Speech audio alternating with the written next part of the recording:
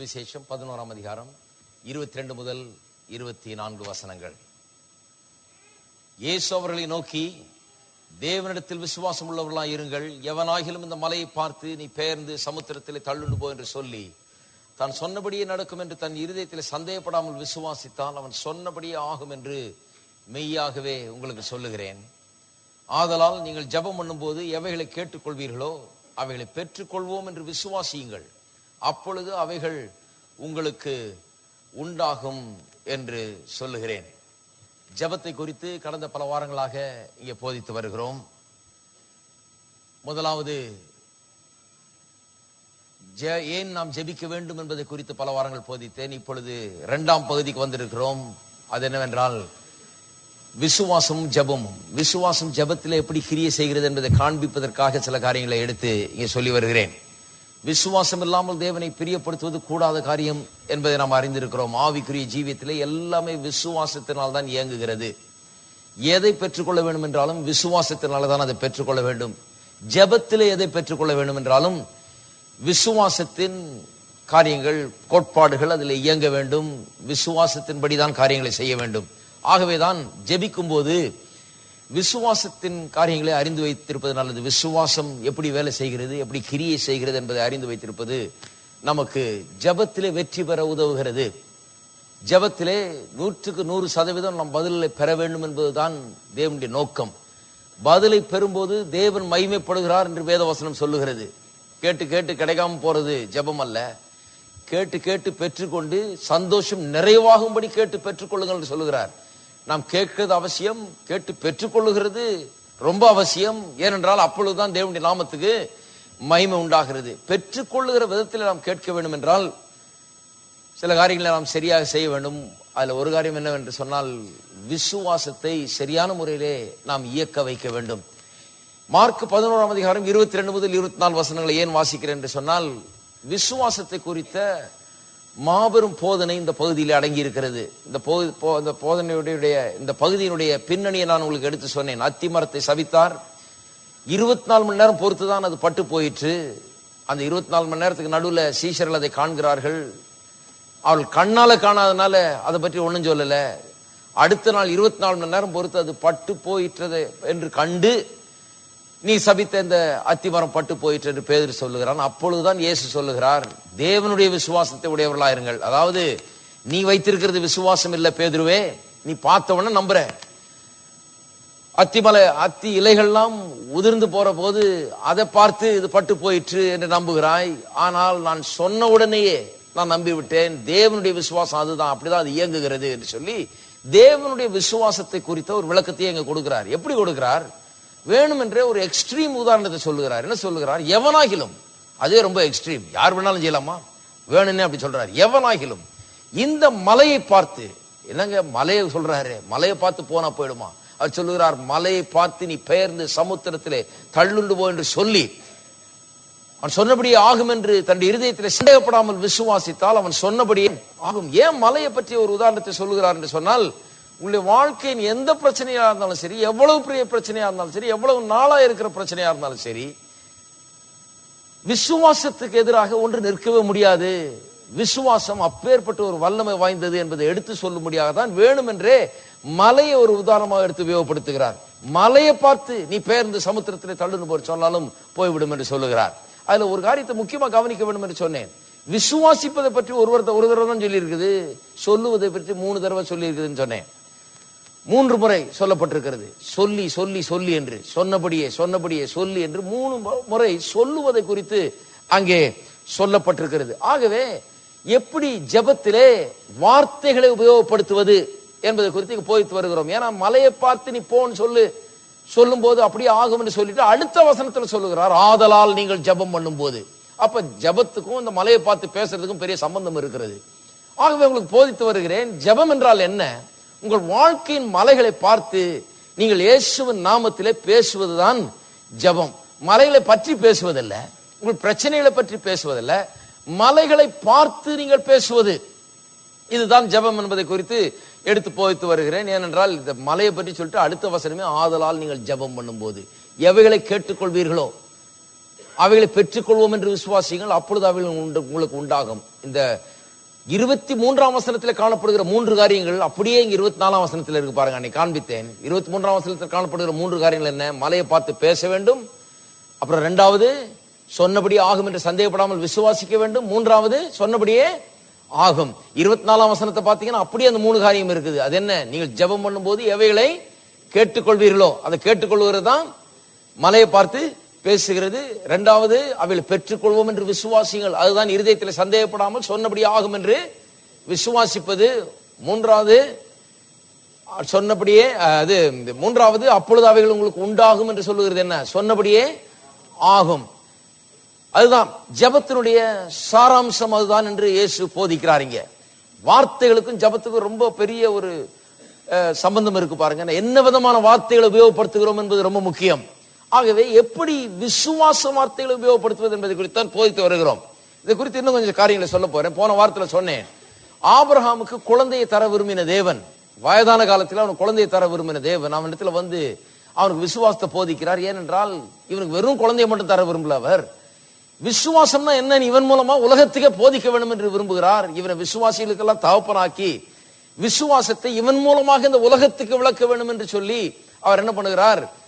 இவனுக்குள்ள விசுவாசத்தை ஏங்க வைக்கிறார். விசுவாசத்தின் சில கோட்பாடுகளை அவனுக்கு போதிக்கிறார். எப்படி போதிக்கிறது? அவனுடைய வாயிலே தேவனுடைய வார்த்தையை வைக்க வேண்டும், அந்த வாக்கு தத்தத்தை வைக்க வேண்டும், வார்த்தையை வைக்க வேண்டும், அந்த வார்த்தையை அவன் பேச வேண்டும். தேவனுடைய வார்த்தையை அவன் பேசும்போதுதான் அது அப்படியே நடக்கிறது. நாம் தேவனை போலவே சிருஷ்டிக்கப்பட்டிருக்கிறோம். தேவன் வார்த்தையினால் எல்லாவற்றையும் உண்டாக்கினார், வார்த்தையினால் எல்லாவற்றையும் தாங்குகிறார் என்று எழுதி இருக்கிறது. அப்ப மனுஷனும் வார்த்தையினால்தான் தன்னுடைய வாழ்க்கையில என்ன தேவையோ அதெல்லாம் உண்டாக்குகிறான், வார்த்தையினால்தான் தன்னுடைய வாழ்க்கையை நடத்துகிறான். இதெல்லாம் எடுத்து காண்பித்தேன் யாக்கோபு 3ஆம் அதிகாரத்திலிருந்து. எப்படி தேவன் வார்த்தையினால் அந்த உலகத்தை தாங்குகிறாரோ அப்படியே மனுஷனும் வார்த்தையினால் தான் தன்னுடைய வாழ்க்கையை தாங்குகிறான். வார்த்தையினால்தான் தன்னுடைய வாழ்க்கைக்கு வேண்டிய எல்லா காரியத்தையும் உருவாக்குகிறான் அவன். ஏன்னா தேவனை போல இவன் உண்டாக்கப்பட்ட. ஆகவே தேவனுடைய வார்த்தை எடுத்து அவன் தன்னுடைய வாயில வைக்க வேண்டும். தேவனுடைய வார்த்தை பேசப்பட்ட போது இந்த உலகம் பூமி உண்டானது, அதில் உள்ள எல்லாம் உண்டானது. தேவனுடைய வார்த்தை நம்முடைய வாயில இருக்கும் போது அந்த வார்த்தைக்கு வல்லமை இருக்கிறது. அந்த வார்த்தை புறப்பட்டு செல்லுகிறது, அது வீணாய் திரும்பாது. அது எந்த காரியத்துக்காக அனுப்பப்படுகிறதோ அதை நிறைவேற்றாமல் திரும்பாது. ஆகவே தேவனுடைய வார்த்தை எப்படி அவன் வாயில வைக்க வேண்டும் என்று ஆபிரகாமுக்கு ஒரு வேலை பண்ணுகிறார். அவர் என்ன செய்கிறார்? அவன் பேரை மாற்றுகிறார். ஆபிராம் என்கிற பேரை ஆபிரகாம் என்று மாற்றுகிறார். ஏன்? அந்த ஆபிரகாம் என்கிற பெயருக்கு என்ன அர்த்தம்? ஜாதிகள், அநேக ஜாதிகளுக்கு தகப்பன் என்று அர்த்தம். இவனை முதல்ல வாக்கு தத்தத்தை சொல்ல வைக்கணும். அவனுக்கு ஒரு பெரிய பைபிள் கிடையாது, வாக்கு தத்தங்கள்லாம் கிடையாது. அவனுக்கு இந்த பைபிளை திருப்புப்பா, இந்த வசனம், இந்த இதுன்னு சொல்ல முடியாது அவனுக்கு. அவன் மொத்தம்தான் தேவனை அறிந்தவன். அந்த காலத்துல பைபிளே இல்லை. அந்த காலத்துல, அப்பேற்பட்ட காலத்துல இந்த மனுஷனுக்குரிய வாயில எப்படி அவருடைய வார்த்தையை வைக்கிறது? குழந்தை உண்டாகும் என்கிற வார்த்தை எப்படி வைக்கிறது? அநேக ஜாதிகளுக்கு உன்னை தகப்பனாக்குவேன் அவர் நோக்கம் கொண்டு விட்டார், அவர் சித்தம் கொண்டு விட்டார். அதை எப்படி அவனுடைய வாயில வைக்க? வாயில வச்சாதான் அவன் நடக்க போகுது காரியம். அவன் வாயில அதை சுமக்காவிட்டால் நடக்காது. அவன் வாயில அதை பேசாவிட்டால் அந்த காரியம் நிறைவேறாது. எப்படி வைக்கிறதுன்னு பார்த்தாரு. சரி, பேரையே மாத்தி விட்டுருவோம். அப்ப பேர் என்னன்னு கேட்க போதெல்லாம் என்ன சொல்கிறான்? அநேக ஜாதிகளுக்கு. அதான் அர்த்தம், பேருடைய அர்த்தமே அதான். இவன் பேரை கூப்பிடும் போதெல்லாம் அநேக ஜாதிகளுக்கு தகப்பனே அப்படின்னு எல்லாரும் கூப்பிடுறாங்க. அவன் அறியாமலே அந்த வாக்கு தத்தத்தை அவனை பேச வைக்கிறாரு. எல்லாரையும் அந்த வாக்கு தத்தத்தை குறித்து பேச வைக்கிறாரு. பிறகு பார்த்தால் அவனுக்கு அந்த வாக்கு தத்தத்தின்படியே குழந்தை உண்டாகிறது என்றதெல்லாம் பார்த்தோம். இன்னும் கொஞ்சம் தொடர்ந்து நாம் பார்ப்போம். தேவனுடைய வார்த்தையை உபயோகப்படுத்துவது எவ்வளவு முக்கியம், அது எப்படி கிரியை செய்கிறது என்பதை குறித்து இன்னும் சில காரியங்களை எடுத்து காண்பிக்க விரும்புகிறேன். தேவனுடைய வார்த்தையை நம்முடைய ஜெபத்தில் உபயோகப்படுத்தும் போது, தேவனுடைய வாக்கு தத்தங்களை, நம்முடைய பிரச்சனைகளுக்கு பதில் என்ன என்பதை தேவனுடைய வசனத்தில் வாசித்து அதை எடுத்து நம்முடைய வாயில வைத்து நாம் ஜெபத்திலே பேசும்போது அங்கே விசுவாசத்தை நாம் வெளிப்படுத்துகிறோம். விசுவாசம் புறப்பட்டு செல்லுகிறது. மலைகளை பெயர்க்கக்கூடிய விசுவாசம் அங்கே கிரியை செய்ய ஆரம்பிக்கிறது. நான் திருப்பவும் ஒரு வேத பகுதிக்கு, எண்ணாகமம் 13ஆம் அதிகாரம். எண்ணாகமம் 13ஆம் அதிகாரம். சில உதாரணங்கள் மூலமாக இந்த வார்த்தை என்ன பண்ணுகிறது என்பதை பார்ப்போம். எண்ணா 13 32 33. அதுக்கு முன்னால எபிரேயர் 4ஆம் அதிகாரத்துக்கு திருப்போம். அதை வாசிச்சுட்டு எண்ணாகமம் 13 வாசி. எபிரேயர் 4 வாசிப்போம். எபிரேயர் 4 2ஆம் வசனம்.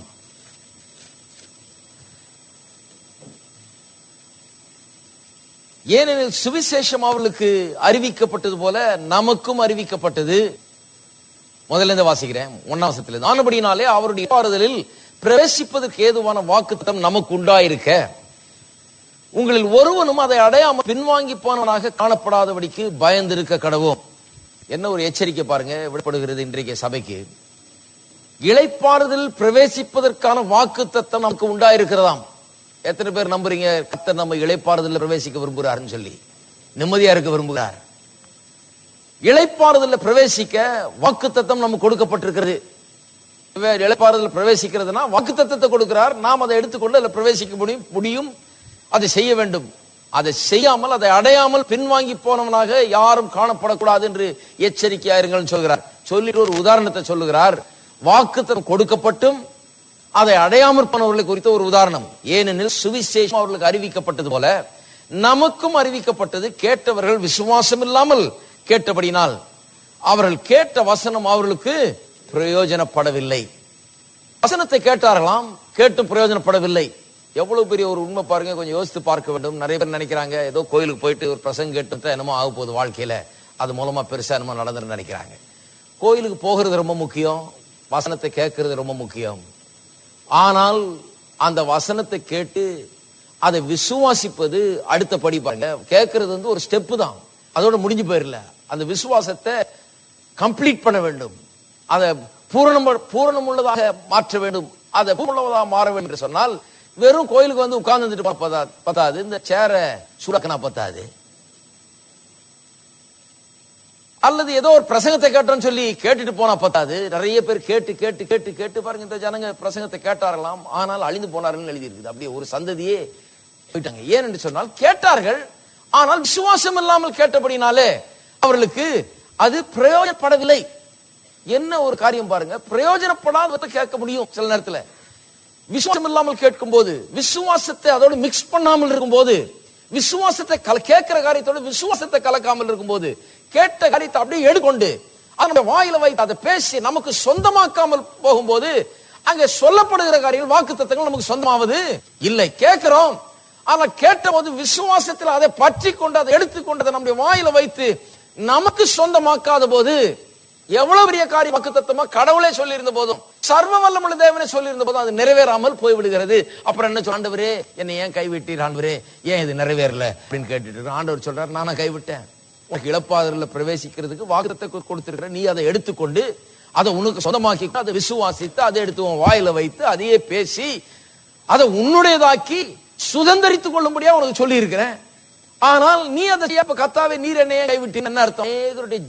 காரியங்கள் அப்படிதான் இருக்குது. ஆவிக்குரிய ஜீவியம் இப்படிதான் இருக்குது பாருங்க. அவங்க நினைக்கிறாங்க கர்த்தர் தெரியலங்க, கர்த்தர் என்ன ஒண்ணும் செய்யல, எனக்கு ஒண்ணும் செய்யல, கர்த்தர் என்ன கைவிட்டார். கர்த்தர் வாக்கு தத்தங்கள் இருக்கு. இந்த வாக்கு தத்தத்தை பற்றி என்ன பண்றீங்க? வசனத்தை கேட்கிறீர்களே, அதை எடுத்து அதை வாயில வைத்து பேசி அதை சொந்தமாக்க. நான் சொன்னேன் ஆவியின் பட்டயத்தை குறித்து பார்த்தோம். ஆவியின் பட்டயம்னா இது இல்ல, இதை வச்சு பட்டயம் மாதிரி எப்படி எப்படி கூடாது. இது ஒண்ணு பட்டயம் கிடையாது. இதுல இருக்கிறது நம்முடைய வாயில போனாதான் பட்டயமாகிறது. இந்த வசனத்தை எடுத்து என்றைக்கு வாயில வைத்து அன்றைக்கு பேசுகிறோம், அன்றைக்கு தான் பட்டயமாகிறது. நான் சொன்னேன் இந்த வசனம் இங்க இருக்கிற வரைக்கும் அது இந்த வாக்குத்தத்தங்கள் நமக்கு சொந்தமாகிறது இல்ல. இந்த வசனம் நம்ம கேட்கிற வரைக்கும் அது சொந்தமாகிறது இல்ல. கேட்ட பிறகு அதை எடுத்து நாம் பேச ஆரம்பிக்கிறோம், அப்பதான் இது நமக்கு சொந்தமாகிறது. நான் அனுப்பினதை செய்யாமல் என்னத்துல திரும்பாது என்று சொல்லுகிறார். எப்படி தேவனிடத்துல வார்த்தை திரும்புகிறது? நீங்க சொன்னேன் எப்படி திரும்புகிறது?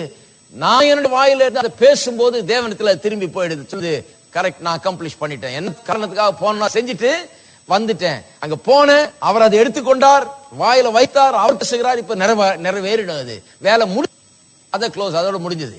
என்னைக்கு நம்ம வாயில பேசுகிறோமோ அன்னைக்கு காரியம் நிறைவேறினதாக நாம் எடுத்துக்கொள்ளலாம். இது வாழ்க்கையில் ஒரு பெரிய விசுவாசத்தை குறித்த ஒரு பெரிய ஒரு கோட்பாடு பாருங்க. விசுவாசம் இல்லாத கேட்டபடினால பிரயோஜனமே இல்லாம போச்சு. எவ்வளவு பெரிய வார்த்தை. மோசே என்கிற பெரிய பிரசங்கியார் அவர் மூலமா கேட்டாங்க. எவ்வளவு பெரிய பிரசங்கியார் மூலமா கேட்டமே கிடையாது. நான் சொல்லுகிறேன் அருமையானவர்களே, இந்த இடத்துல இன்றைக்கு உட்கார்ந்து கொண்டிருக்கலாம், அற்புதமான வார்த்தைகளை கேட்கலாம், நல்ல பிரசங்கங்களை கேட்கலாம், கர்த்தருடைய வார்த்தையை கேட்கலாம். ஆனால் விசுவாசத்தோடு அதை கலக்கவில்லை என்றால், விசுவாசத்தை அதோடு சேர்க்கவில்லை என்றால் பிரயோஜனமே கிடையாது. வாசிக்கப்போம். இப்போ 13ஆம் அதிகாரம். அவர்கள் என்ன பண்ணார்கள்? விசுவாசத்தை இதோட கலக்கிறதுக்கு பதிலா, விசுவாசத்தோடு கேட்கறதுக்கு பதிலா அவர்கள் என்ன பண்ணார்கள்? இப்படி கேட்டால் பாருங்க, நாங்கள் போய் சுற்றி பார்த்து வந்த அந்த தேசம் இந்த கதை உங்களுக்கு தெரியும் என்று நினைக்கிறேன். வேவு பார்க்கிறவர்களை அனுப்புகிறார்கள். தேவன் அவர்களுக்கு வாக்கு பண்ணின அந்த தேசத்துக்கு கிட்ட வந்தாச்சு. கர்த்தர் சொல்லிட்டார், இந்த தேசத்தை உங்களுக்கு கொடுத்தேன் என்று சொல்லிட்டார். இந்த தேசத்தை உங்களுக்கு கொடுத்தேன் என்று சொல்லி அவர் சொல்லி வாக்கு பண்ணிட்டாரு. இப்ப போய் பார்த்துட்டு வர சொல்றாரு. எப்படி இருக்குன்னு போய் பார்த்துட்டு வாங்க என்று சொல்லி அனுப்புகிறார். அனுப்புனா அவள் வந்து சொல்றாங்க ரிப்போர்ட், நாங்கள் போய் சுற்றி பார்த்து வந்த அந்த தேசம் தன் குடிகளை பட்சிக்கிற தேசம். நாங்கள் அதிலே கண்ட ஜனங்கள் எல்லாரும் மிகவும் பெரிய ஆட்கள். அங்கே ராட்சத பிறவியான ஏனோக்கின் குமாரராகிய ராட்சதரையும் கண்டோம். நாங்கள் எங்கள் பார்வைக்கு வெட்டுக்கிளிகளை போல் இருந்தோம். நாங்கள் எங்கள் பார்வைக்கு வெட்டுக்கிளிகளை போல் இருந்தோம், அவர்கள் பார்வைக்கும் அப்படியே இருந்தோம் என்று சொல்லி இப்படி இஸ்ரவேல் புத்திரருக்குள்ளே தாங்கள் சுற்றி பார்த்து வந்த தேசத்தை குறித்து துர்ச்செய்தி பரம்ப செய்தார்கள். பாருங்க, விசுவாசத்தை மிக்ஸ் பண்ணாம கேட்ட காரியத்தோட பயத்தை மிக்ஸ் பண்றாங்க. இந்த மிக்சர் வந்து இந்த நாவு தான். நாவு வந்து ஒரு மிக்சர் மாதிரி போட்டு கலக்குது. சரியான காரியத்தை விசுவாசத்தை கலக்கலாம், இல்லைன்னா தப்பான ஒரு கலவையை கலக்கலாம் இந்த நாவை வச்சு. இது பயங்கரமான மிக்சர் தான். யாக்கோபு 3ஆம் அதிகாரத்தில் இதை பற்றி வாசிக்கிறோம், எப்பேற்பட்ட ஒரு மிக்சர் இதுன்னு. இந்த நாவல என்ன பேசுகிறோம் முக்கியம் பாருங்க. போய் எவ்வளவு பெரிய வாக்குத்தத்தை கத்த சொல்ற, இந்த உபதேசத்தை உங்களுக்கு கொடுத்துட்டேன், போய் எடுத்துக்கோ, சொந்தம் உனக்கு, அவ்வளவுதான் அப்படின்ட்டாரு. போய் என்ன பண்ணலாம் ஏது பண்ணலாம் பார்த்துட்டு வான்னு சொன்னா அவங்க சொல்றாங்க, அந்த ஜனங்கள்லாம் குடிகளை பட்சிக்கிற தேசம், எல்லாம் மிகப்பெரிய ஆட்கள், ராட்சத பிறவிகள் அவர்கள். எங்கள் பார்வைகளுக்கு நாங்கள் வெட்டுக்கிளிகளை போல, எங்கள் பார்வைகளுக்கு வெட்டுக்கிளிகளை போல் இருந்தோம், அவர்கள் பார்வைக்கும் அப்படியே இருந்தோம். எவ்வளவு பெரிய ஒரு பயத்தை அவர்கள் பேசுகிறார்கள் என்பதை கவனிக்க வேண்டும். எங்கள் பார்வைக்கு வெட்டுக்கிளியா இருந்தோம்னு சொல்றது ஒண்ணு, அவர்கள் பார்வைக்கு வெட்டுக்கிளியா இருந்தோம்னு சொல்றது ரொம்ப டூ மச். அது அவங்க என்ன நினைக்கிறாங்கன்னு உங்களுக்கு எப்படி தெரியும்? நிறைய பேர் சொல்றாங்க, அவர் என்னை பற்றி இப்படி நினைக்கிறார் பிரதர், என்ன ஒரு துச்சமா நினைக்கிறாரு, என்ன ஒரு கால் தூசி மாதிரி நினைக்கிறாரு. எப்படி தெரியும் உங்களுக்கு அவர் என்ன நினைக்கிறாருன்னு? அவர் உள்ள போய் பாத்தீங்களா? உங்களுக்கு என்ன எக்ஸ்ரே பவர்ஸ் இருக்கா? அவர் மைண்ட்ல என்ன நினைக்கிறாருன்னு நீங்க கண்டீங்களா? பாருங்க, அநேகர் இப்படி பயத்தை பேசுகிறது, சிறுமையை பேசுகிறது, தாழ்ச்சியை பேசுகிறது, நான் தூசி குப்பைன்ற அதை நம்பி கொஞ்சமா அப்படினால மற்றவர்களும் தன்னை பற்றி அப்படிதான் நினைக்கிறார்கள் என்று பேசுவது. இப்படி பேசி பேசி என்ன ஆகிறது பாருங்க. இவங்க வந்து சொன்ன இந்த 10 பேர் 12 பேர் போனாங்க, 10 பேர் இப்படி பேசினார்கள். முழு தேசமே அவர்களுக்கு பின்னால சேர்ந்துருச்சு பாருங்க. அவ்வளவு பேர் மத்தியில் ஒரு கலக்கம். வாயிலிருந்து வருகிற வார்த்தைகள் இன்ஸ்பயர் பண்ணும். இன்றைக்கு நான் பேசுகிறது மூலமா உங்களை ஊக்குவிக்கலாம், உங்களை விசுவாசிக்க வைக்கலாம், அல்லது உங்களை கலங்கடிக்க செய்யலாம், உங்களை பயப்பட வைக்கலாம். ரெண்டுத்துல ஒண்ணு செய்யலாம். ஆனா நான் விசுவாசத்தை கொடுப்பதற்காக பேசி கொண்டு வருகிறேன். அன்றைக்கு அவர்கள் 10 பேர் நின்று இப்படி பேசின உடனே தேசமே கலங்கி போச்சு. அவர்கள் எல்லாரும் வந்து என்னையா இவ்வளவு தூரம் தூக்கிட்டு எங்களை கூட்டி கொண்டு வந்து எங்களை சாகடிக்க கொண்டு வந்தீரா என்று சொல்லுகிறார்கள். ஆனால் காலேபும் யோசுவா என்று 2 பேர் இருக்கிறார்கள். அவர்கள் என்ன சொல்லுகிறார்கள்? இல்லை. 30ஆம் வசனம் பாருங்க. காலேப் மோசேக்கு முன்பாக ஜனங்களை அமர்த்தி, நாம் உடனே போய் அதை சுதந்தரித்துக் கொள்வோம், நாம் அதை எளிதாய் ஜெயித்துக் கொள்ளலாம். என்ன பெரிய வித்தியாசம் பாருங்க. 32 33 வசனங்கள்ல இந்த 10 பேர் பேசுறதுக்கும் இந்த 30ஆம் வசனத்துல இந்த 2 பேர் பேசுறதுக்கு என்ன வித்தியாசம்? அவங்க சொல்றாங்க அவரெல்லாம் பெரிய ஆட்கள், அவரெல்லாம் ராட்சதல் போல இருக்காங்க, நாம வெட்டுக்கிளிகள் போல இருக்கோம், அவங்க பார்வையிலும் அப்படிதான் இருக்கிறோம், அவங்க வந்து பட்சித்து போடுற ஜனம், அது நம்ம போனா நம்ம அப்படியே சாப்பிட்டுருவாங்க, அப்பேற்பட்ட ஆட்கள் அவர்கள். இப்படியே பேசுகிறார்கள் பாருங்க. ஆனா இந்த 2 பேர் மட்டும் என்ன பேசுகிறார்கள்? நாம் உடனே போய் அதை உடனே போலாம், உடனே போய் எடுத்துக்கொள்வோம், சுதந்திரித்துக் கொள்வோம், நாம் அதை எளிதாய் ஜெயித்து விடலாம். எல்லாம் சொல்லுங்க, நாம் அதை எளிதாய் ஜெயித்து விடலாம். நான் சொல்லுகிறேன், உங்களுடைய பிரச்சனை என்ன? இதுதான் வாயில வரணும். எல்லாரும் சொல்லுவோம், நாம் அதை எளிதாய் ஜெயித்து விடலாம். ஒவ்வொரு கணவனும் வீட்டில் இதை தான் பேசணும் மனைவியின் இடத்துல, நாம் அதை எளிதாய் ஜெயித்து விடலாம், இந்த பிரச்சனையை நாம் எளிதாய் ஜெயித்து விடலாம். ஒவ்வொரு வீட்டிலும் இந்த பேச்சு தான் வாயில் இருக்க வேண்டும், இந்த பேச்சை தான் பிள்ளைகள் கேட்க வேண்டும். நாம் இந்த பிரச்சனையை எளிதாய் ஜெயித்து விடலாம், எளிதாய் ஜெயித்து விடலாம். ஏனென்றால் நாம் ஏதோ மாம்சீகமா பேசல, நாம் ஏதோ பெப்டாக் பண்ணல. கர்த்தர் நம்மோடு இருக்கிறபடினாலே, கர்த்தர் எல்லா காரியங்களும் வாய்க்க பண்ணுகிறபடினால, கர்த்தர் நமக்கு சகாயரா இருக்கிறபடினால நாம் ஏன் பயப்பட வேண்டும்? கர்த்தர் எனக்கு சகாயர், நான் யாருக்கு பயப்படுவேன்? கர்த்தர் என் கூட இருக்கிறார், எளிதாய் ஜெயித்து விடலாம். உங்களுடைய பிரச்சனைகள் மத்தியில் அதை பேசி பாருங்க, ஜெபத்தில் அதை பேசி பாருங்க. கர்த்தாவே, இந்த பிரச்சனையில எளிதாய் ஜெயிக்கக்கூடிய பலனை எனக்கு நீர் தந்திருக்கிறபடியால் உமக்கு ஸ்தோத்திரம். நான் இதை எளிதாய் ஜெயிப்பேன், இதை எளிதாய் மேற்கொள்வேன், உம்முடைய பலத்தினால் இதை எளிதாய் இதை மேற்கொள்வேன், இது ஒண்ணுமே கிடையாது, இது ஒரு நத்திங், இந்த பிரச்சனை ஒரு பெரிய காரியமே கிடையாது, உம்முடைய பலத்தினால எனக்கு எல்லாவற்றையும் செய்ய எனக்கு பலன் உண்டு. இப்படித்தான் பேச வேணும் பாருங்க. ரொம்ப முக்கியம். இந்த சந்ததி முழுவதுமே பாருங்க இந்த பிற்போக்கான பேச்சை நம்பி அதை பேசி அவர்கள் எல்லாருமே அந்த வனாந்தரத்தில் அழிந்து போனார்கள் என்று வேதவசனம் சொல்லுகிறது. 40 வருஷம் அங்கேயே சுற்றி திரிந்தார்களாம். 40 வருஷமா அவங்க வாயில என்ன பேசினாங்க? ஐயோ அந்த தேசத்துல போனா அவர்கள் பட்சித்து நம்மளை சாப்பிட்டு போயிடுவாங்களாம், பெரிய ராட்சதர்களாம், நாம வெட்டுக்கிளியில் பாரு இருக்கோம், அவர்கள் பார்வையிலும் வெட்டுக்கிளியில் பாரு மாதிரி தான் இருக்கோம், அப்படிதான் இவங்க பேசிட்டு. 2 பேர் தான் இந்த வாக்குத்தத்தம் பண்ணப்பட்ட தேசத்தை போய் அடைந்தார்களாம். இந்த முழு சந்ததியிலேயே 2 பேர் தான், யோசுவாவும் காலேபும். 40 வருஷமா அவருடைய வாயில் என்ன வந்துட்டு இருந்தது? நாம் உடனே இதை போய் சுதந்திரித்துக் கொள்வோம், நாம் இதை எளிதாய் ஜெயித்துக் கொள்ளலாம், எளிதா ரொம்ப சிம்பிளா ஜெயித்திடலாம் இதை என்று சொல்லி 40 வருஷமா சொல்லிட்டு இருந்தாங்க. அவன் நாவின் பலனை அவன் புசித்தான். யோசுவாவும் காலேபும் நாவின் பலனை அவர்கள் புசித்தார்கள். இந்த ஜனங்க 40 வருஷமா இதையே சொல்லி சொல்லி சொல்லி சொல்லி கடைசியில மார்க் 11:23 அப்படியே நிறைவேறிடுச்சு பாருங்க. அவன் சொன்னபடியே ஆகும். ஏன் வனாந்தரத்தில் செத்தார்கள் என்றால், மனுஷன் எப்படி உண்டாக்கப்பட்டிருக்கிறான் சொன்னா அவன் சொன்னபடியே அவனுக்கு ஆகக்கூடிய ஒரு சக்தியோடு அவன் உண்டாக்கப்பட்டிருக்கிறான். அவன் என்னத்தை பேசுகிறானோ அதுதான் அவனுக்கு ஆகும். இப்படிதான் அவன் உண்டாக்கப்பட்டிருக்கிறான், கடவுளை போல அவன் உண்டாக்கப்பட்டிருக்கிறான். ஆகவேதான் வேதவசனம் சொல்லுகிறது, ஜீவனையும் மரணத்தையும் உனக்கு முன்பாக வைத்தேன், ஜீவனை தெரிந்து கொள். ஜீவன் எப்படி தெரிந்து கொள்வது? எப்படி எடுத்துக்கொள்ளுகிறது? நாவின் வார்த்தைகளால் எடுத்துக்கொள்ள வேண்டும். நாவு ஜீவ விருட்சமாய் இருக்கிறது, நாவு ஜீவனை கொடுக்கும், நாவின் மூலமா அதை எடுத்துக்கொள்ள முடியும். 40 வருஷமா வனாந்தரத்தில் சுத்தி அங்கே மாண்டு போனார்கள் என்று எழுதியிருக்கிறது பாருங்க. பயத்தை பேசினார்கள். பயத்தை பேசும்போது என்ன அர்த்தம்? ஒரு காரியம் நடக்கும் என்று நீங்கள் பயப்படும் போது என்ன அர்த்தம்னா, நீங்க அது நடக்கும் என்று நம்புகிறீர்கள் என்ற அர்த்தம். இந்த அர்த்தம் என்ன? தேவன் உங்களுக்கு உதவக்கூடிய அவருடைய வல்லமையை காட்டிலும் இந்த பிசாசு உங்களை தடுத்து நிறுத்தக்கூடிய வல்லமை பெரிதாய் இருக்கிறது என்பதை நீங்கள் பேசிக் கொண்டிருக்கிறீர்கள். வார்த்தையை சாதாரணமா நினைக்க வேண்டாம். உங்கள் பிரச்சனையை நீங்க பேசிக் கொண்டிருக்கும் போது, முடியாது, இயலாது, நான் சரியவன், நான் ஒண்ணு இல்லை, நான் குப்பை, நான் தூசி, என்னால முடியாதாக்கும், நான் அவ்வளவு பெரிய ஆள் இல்லை, இப்படி பேசும்போது கர்த்தர் சொல்லுகிறதை விட்டு விட்டு, கர்த்தர் உங்களுக்கு முன்பாக வைத்திருக்கிற சாத்தியக்கூறுகள் பாசிபிலிட்டிஸை விட்டு விட்டு, பிசாசு உங்களை எப்படி தடை செய்ய முடியும், அவன் எப்படி உங்களை தடுத்து நிறுத்தி போட முடியும் என்று சொல்லி அதையத்தான் நீங்கள் பேசிக் கொண்டிருக்கிறீர்கள். பாருங்க, அவிசுவாசத்தை கொண்டு போய் அதில் மிக்ஸ் பண்ணாங்க. எப்படி அதை மிக்ஸ் பண்ணார்கள் என்று நாம் பார்க்கிறோம். எபிரேயர் 3ஆம் அதிகாரத்தில், எபிரேயர் 3:19 அதை வாசிக்கிறோம். 3:19, ஆதலால் அவிசுவாசத்தினாலே அவர்கள் அது பிரவேசிக்க கூடாமல் போனார்கள் என்று பார்க்கிறோம். பாருங்க, அவிசுவாசத்தினாலதான் பிரவேசிக்க கூடாமல் போயிட்டு. என்ன அவிசுவாசம்? அவிசுவாசம் சொல்லுது. எதனால அவர்கள் பிரவேசிக்க முடியல? எப்படி இது அவிசுவாசம்? எது அவிசுவாசம்? திட்டவட்டமா தெரிந்து கொள்ள வேண்டும். எது அவிசுவாசம்னு சொல்லுகிறேன். கர்த்தர் சொன்னார், போய் அதை சுதந்திரித்துக் கொள், இது உனக்கு நான் கொடுக்கிற தேசம், இதை நான் உனக்கு கொடுத்துட்டேன். அவர்கள் வாயிலிருந்து என்ன வந்தது?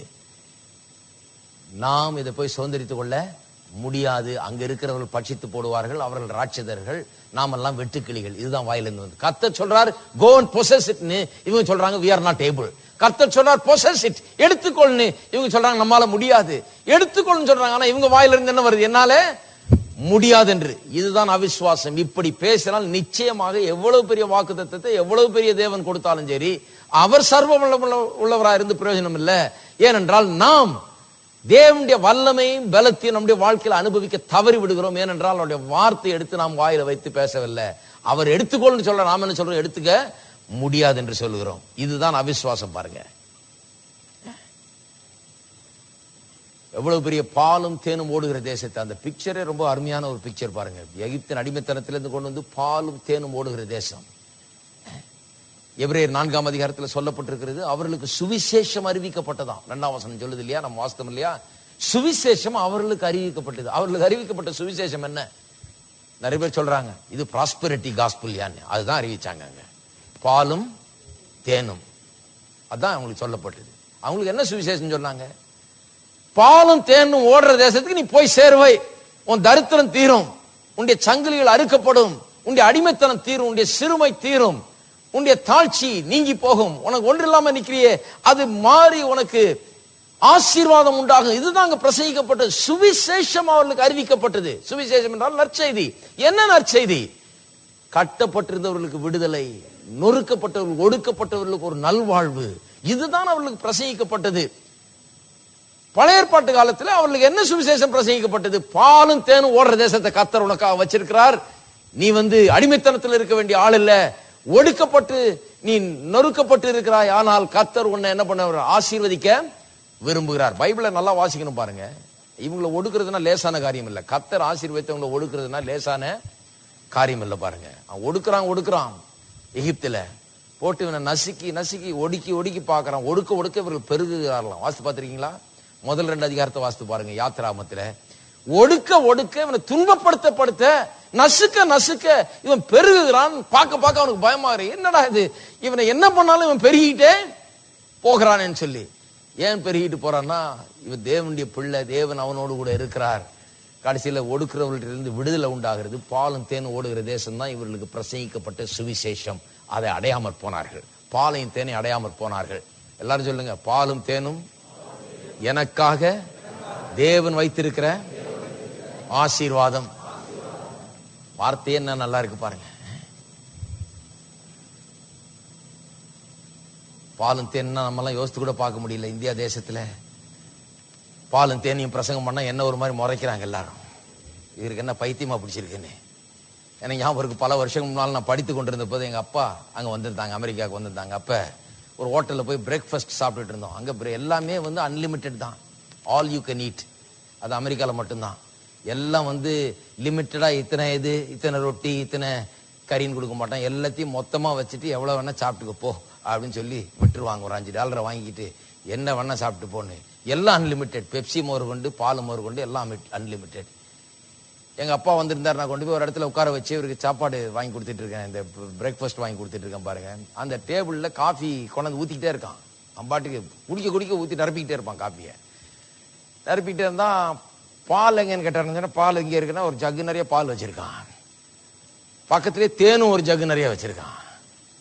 அதுக்கு பக்கத்துல ஒரு ஜக்கு நிறைய சக்கரை வச்சிருக்காங்க. அப்ப சொன்னா, நம்ம ஊர்ல இந்த சக்கரையை வச்சா எல்லாம் அவன் சக்கரை வைக்கிற விலைக்கு எல்லாம் பொட்டலம் கட்டி எடுத்துட்டு போயிடுவானே, இப்படி வச்சிருக்கான்ல அப்படின்னு. இப்படி வச்சிருக்கான்ல, இவ்வளவு சர்க்கரையை இவ்வளவு ஜக்குல போட்டுக்கான். அவன் பாட்டுக்கு ஒரு காப்பியை குடிச்சிட்டு தான் வீட்டுக்கு அடுத்த வாரம் பூரா தேவையான சர்க்கரைய கொட்டி எடுத்துட்டு போவானே.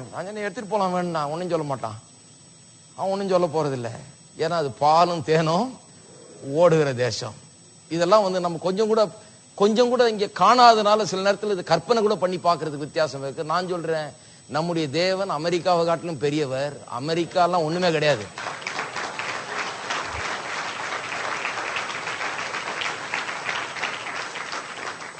அமெரிக்காவெல்லாம் கர்த்தருடைய பார்வையில ஒண்ணுங்க கிடையாது. பாருங்க, கர்த்தர் பாலும் தேனும் அவன் வெறும் ஜகுல வச்சிருக்கான். கர்த்தர் சொல்றாரு ஓடுற தேசம்ன்ற. இது வித்தியாசம். நான் சொல்றது அமெரிக்காவை பிரசங்கம் பண்ணல. நான் கர்த்தர் உங்களுக்கு வைத்திருக்கிற ஆசீர்வாதத்தை, உங்களுக்கு வைத்திருக்கிற வாழ்க்கையை குறித்து பிரசங்கம் பண்றேன். தேனை ஜகுல வைக்கல கர்த்தர். அது அமெரிக்கா. அது அவனுக்கு ஒரு லிமிட்டெட் ப்ராஸ்பரிட்டி தான். கர்த்தர் சொல்றார் பாலும் தேனும் ஓடுகிற தேசம். இந்தியா தேசத்தில் இருக்கிற நமக்கு சொல்லுகிறேன், எங்க இருந்தாலும் சரி, இந்த தேசத்தின் வறுமையின்படி நாம் வாழுகிறது இல்லை, குறைவின்படி வாழ்கிறது இல்லை, தாழ்ச்சியின்படி வாழுகிறது இல்லை. என்னுடைய குறைகளை தம்முடைய ஐஸ்வர்யத்தின்படி அவர் நிறைவாக்குகிறார் என்று வேதம் சொல்லுகிறபடினால் நான் சொல்லுகிறேன், நானும் பாலும் தேனும் ஓடுற வாழ்க்கை தான் வாழ போகிறேன். தீர்மானம் பண்ணணும். அதை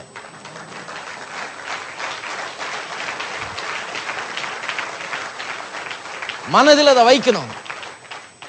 மனதில் அரை வயித்து கஞ்சியும் அண்ட ஒரு குடிசையும் வைக்க கூடாது. மனதில் என்னத்தை வைக்கணும்? பாலும் தேனும் ஓடுற காட்சியை மனதில் நாம் காண வேண்டும். என் வாழ்க்கையில பாலும் தேனும் ஓடும். சும்மா ஜக்குல இல்ல, பாலும் தேனும் ஓடும். ரொம்ப கஷ்டம். இந்த ரேஷன் கடை ரேஷன் அரிசி வாங்கி வாங்கி நம்ம அந்த ரேஷன் கார்டை வச்சு பார்த்து பார்த்து இதையே தரிசனமா கண்டு ரொம்ப கஷ்டம் மாறுறதுக்கு. அதனாலதான் ரேஷன் கார்டை தூக்கி ஷெல்ஃபுள்ள பத்திரமா வச்சிடணும். அதை எடுக்க கூடாது. அதை ஓரமா தூக்கி வச்சுட்டு இதை எடுத்து முன்னால வைக்கணும். இதுதான் ஐடென்டி கார்டு. நமக்கு அது இல்ல ஐடென்டி கார்டு. அது சொல்லுது உங்களுக்கு 2 லிட்டர் மண்ணெண்ணெய், இது சொல்லுது பாலும் தேனும் ஓடுகிறது என்று சொல்லி. அது சொல்லுது உங்களுக்கு 10 லிட்டர் அரிசின்னு.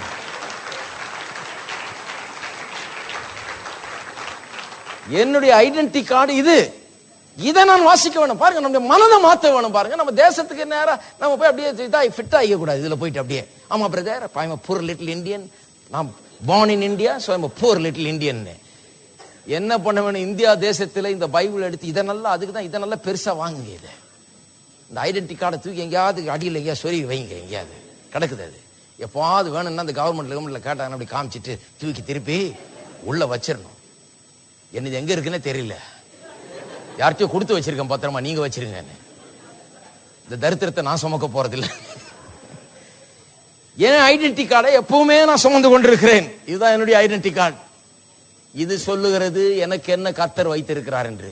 நான் என்னுடைய வாழ்க்கை முழுக்க இதுல கவனம் செலுத்த போகிறேன். இதை அடையாமற் போய்விடக்கூடாது. நான் கர்த்தர் எனக்காக வைத்திருக்கிற காரியங்களை, கர்த்தர் எப்படி வாழணும்னு வச்சிருக்காரோ அப்படி நான் வாழ வேண்டும். அப்பதான் நான் கர்த்தருக்காக வாழ்றேன். சும்மா கர்த்தருக்காக வாழ்றேன்னு தாடியை வளர்த்துட்டு இப்படியே உட்கார்ந்துட்டு இருக்க கூடாது. கர்த்தருக்காக வாழுகிறேன்னு சொன்னா வெற்றிகரமா வாழ்ந்து இந்த பூமியில கர்த்தருடைய நோக்கங்களை நான் நிறைவேற்ற வேண்டும். கர்த்தர் எனக்காக என்ன வச்சிருக்கிறாரு? நான் சபையை கட்ட வேண்டும், நான் ஆத்துமாக்களுக்கு சுவிசேஷத்தை பிரசங்கம் பண்ண வேண்டும், இந்த தேசத்தின் கடைமுனை மட்டும் சுவிசேஷத்தை நான் அறிவிக்க வேண்டும், அநேக சபைகளை நான் கட்ட வேண்டும், அநேக ஊழியக்காரர்களாக எழுப்ப வேண்டும். இதை கர்த்தர் எனக்குன்னு வச்சிருக்காரு. இதுக்கு நான் ஓட்டாண்டியா ஒரு தாடியை வச்சுக்கிட்டு என்னத்தையா ஒண்ணு போட்டுக்கிட்டு இப்படியே போத்திட்டு ஒரு முறையில் உட்கார்ந்துட்டு இருக்க முடியாது. மாற வேண்டும். நான் பாலும் தேனி என்ற மனதில் வைக்க வேண்டும், என் உள்ளத்துல வைக்க வேண்டும். இதை அடைவதில் கவனமா இருக்க வேண்டும். என்ற வாயை அதுக்கு நேரா திருப்ப வேண்டும். குதிரையை கடிவாளத்தினால திருப்பி திசையை எந்த திசையில போகணுமோ அது அப்படி திருப்புறோமோ அது போல என்னுடைய வாழ்க்கை எந்த திசையில போக வேண்டுமோ வெற்றியின் திசைக்கு நேராக என்னுடைய நாவை நான் திருப்ப வேண்டும். ஜெபத்திலே ஒவ்வொரு நாளும் என்னுடைய நாவை வெற்றியின் திசையிலே திருப்ப வேண்டும். இருக்கீங்களா?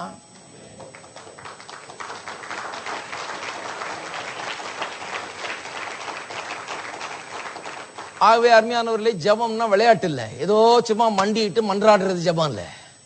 நிறைய பேர் சொல்றாங்க நான் மண்டிட்டு மன்றாடிடுறேங்க கர்த்தர்கிட்ட, நான் முழங்கால் படிட்டு கண்ணீர் விட்டுறேங்க அவர்கிட்ட. இதெல்லாம் அவர்கிட்ட வேலை செய்யாது. இது வேலை செஞ்சா எல்லாரும் எவ்வளவு பேர் சக்சஸ்ஃபுல் ஆயிட்டு இருப்பாங்க. நிறைய பேர் மண்டிட்டு மன்றாடிட்டு இருக்கிறாங்க.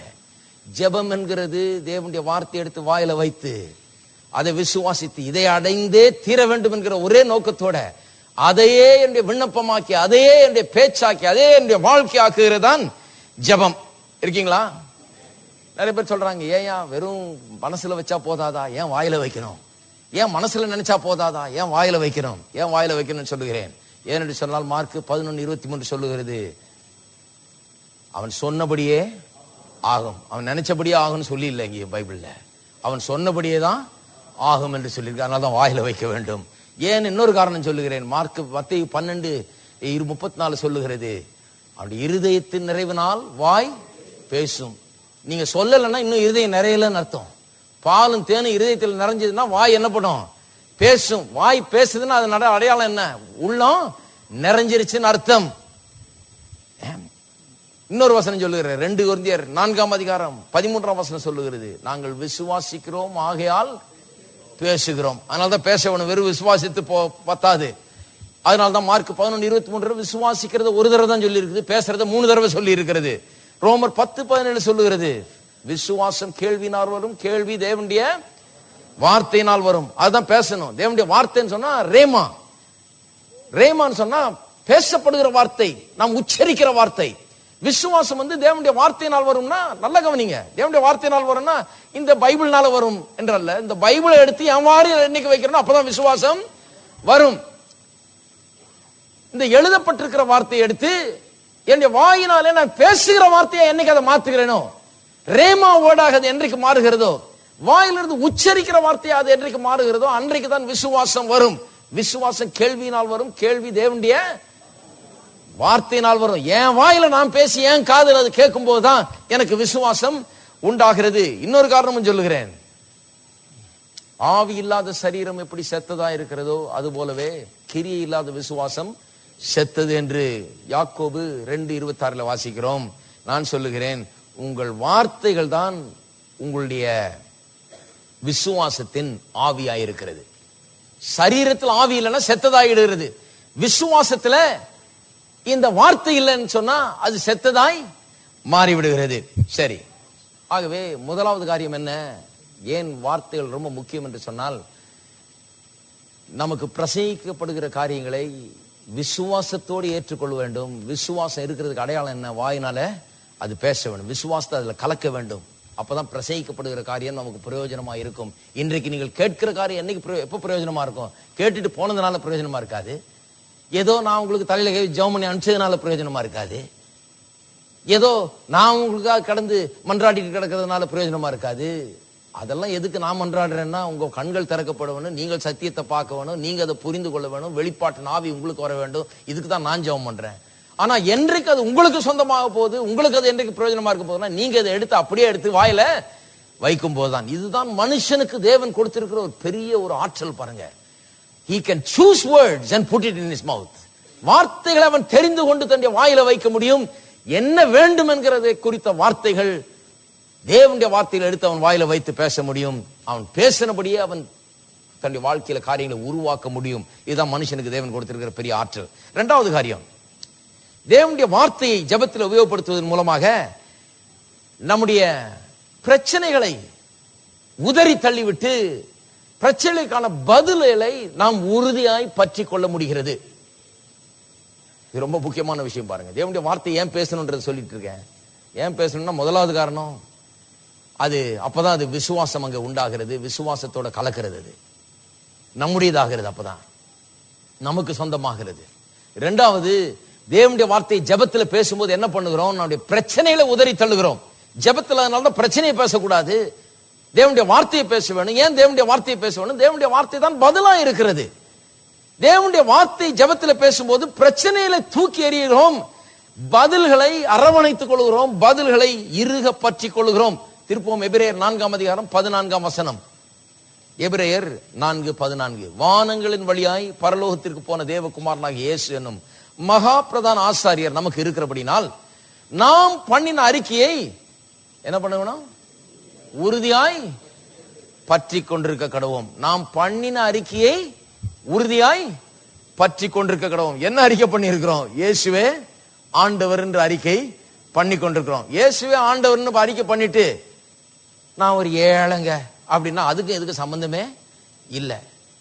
சிலருக்கு சொல்றாங்க, ஆமா சம்பந்தம் இருக்கியா, இயேசுநாதனே ஏழை, நானும் ஏழை, நாங்கெல்லாம் ஒரே கோஷ்டி, ஒரே குடும்பம். கிடையாது, அவர் ஏழை கிடையாது. அவர் வானத்தையும் பூமியும் உண்டாக்கின சர்வ வல்லமுள்ள தேவன். கர்த்தர் சொல்லுகிறார், வெள்ளியும் என்னுடையது. கர்த்தர் சொல்லுகிறார், பொன்னும் என்னுடையது, பூமியும் அது நிறைவும். அவரை போய் ஏழைன்றீங்களா? மிஸ்டேக்கு. யாராவது சொன்னாங்கன்னா சொல்லுங்க, அவர் ஏழையே கிடையாது. அவர் என்னுடைய ஆண்டவர்னு சொல்லிட்டு அப்புறம் நான் ஏழைன்னு சொல்லக்கூடாது. அவர் என்னுடைய ஆண்டவர்னு சொல்லிட்டு என்னால முடியாதுன்னு பேசக்கூடாது. அவர் என்னுடைய ஆண்டவர் நான் அறிக்கை செய்து விட்டேன், அப்புறம் நான் சிறியவன், எனக்கு முடியாது, என்னால இயலாது, எனக்கு ஆகாது, இப்படிலாம் பேச முடியாது. ஏன்னு சொன்னால் அவர் ஆண்டவர்னு சொன்னா அவர் எனக்குள்ள இருக்கிறார், என்ன நடத்துகிறார், அவருடைய பலன் என்னுடைய பலனா இருக்கிறது. அப்ப என்னால முடியாது ஒன்றுமில்லை. ஆகவேதான் அப்போஸ்தலனாகிய பவுல் சொல்லுகிறார், என்னை பலப்படுத்துகிற கிறிஸ்துவினாலே எனக்கு எல்லாவற்றையும் செய்ய பலன் உண்டு. ஆகவே அந்த அறிக்கை உறுதியாய் பற்றி கொள்வோம். அவர் ஆண்டவர்னா அவர் ஆண்டவராய் இருக்கிற வாழ்க்கை எப்படி இருக்கும்?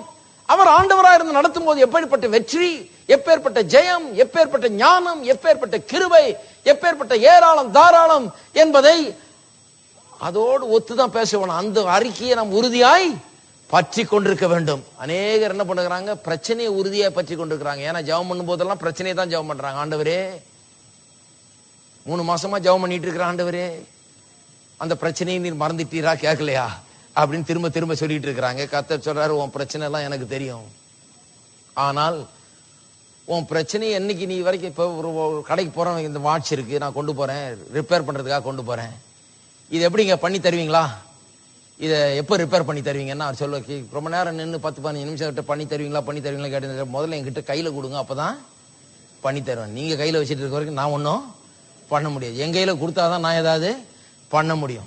ஆகவே கர்த்தரிடத்துல வரும்போது பாருங்க, இந்த பிரச்சனையை இறக்கி வைக்கிறதுக்கு வர்ற ஒழிய வந்து சொல்லிட்டு இதை பற்றி அழுதுட்டு அப்புறம் திருப்பி போய் நாளைக்கு திருப்பி அழுதுட்டு இருக்கிறது அல்ல.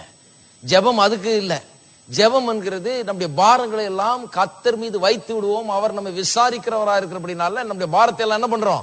அவர் மீது இறக்கி வச்சிடணும். வந்து என்னைக்கு இறக்கி வைக்கிறீங்களோ அதோட திரும்பி எடுக்க கூடாது.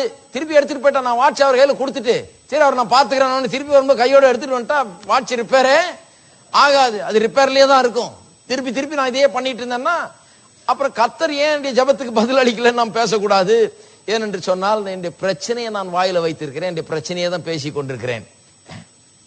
அநேகர் பிரச்சனையை பிடிச்சுக்கிட்டாங்க, தங்களுடைய வியாதியை தங்களுடைய வாயில வைத்து அதே இறுக பற்றி கொண்டார்கள், அதே உறுதியாய் பற்றி கொண்டிருக்கிறார்கள்.